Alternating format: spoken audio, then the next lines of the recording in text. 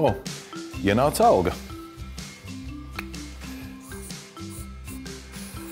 Kas man bija jāizdara? Jāsamaksā rēķini. Agrāk mums bija jāiet uz banku, jāstāv garās rindās, lai varētu šo rēķinu samaksāt. Un nedod Dievs, ka tu biji aizmirsis pasi mājās. Tad tevi izlamāja, aizsūtīja uz mājām pakaļ pasē.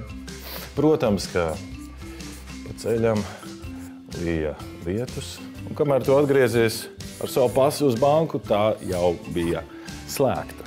Mūsdienu tehnoloģijas mums atvieglo mūsu dzīvi. Mēs varam nepieceļoties no savu dīvānu pārskaitīt naudu. Mums ir nepieciešams tikai vietaurunis vai planšetdators vai dators.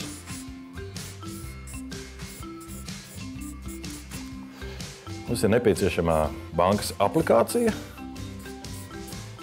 Ievedam lietotāju numuru, paroli un ar pāris pirkstu kustībām rēķins ir samaksāts. Taču katrai bankai ir sava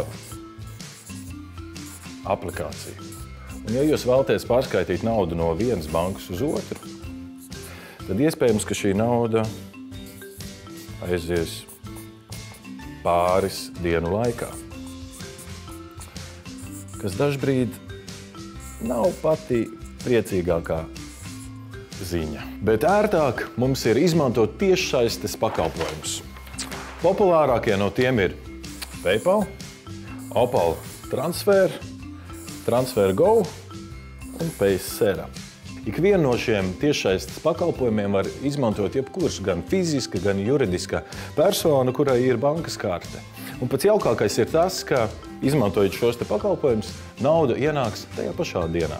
Tātad, lai pārskaitītu naudu, ērtāk ir izmantot šos te tiešsaistes pakalpojumus. Bet, ja tu gribi pārskaitīt savu rēķinu, vienkārši ies savas bankas aplikācijā un to izdara. Jā, starp citu, tur varēja uzlikt automātisko rēķinu atmaksu. Un rēķins katru mēnesi pats samaksāsies.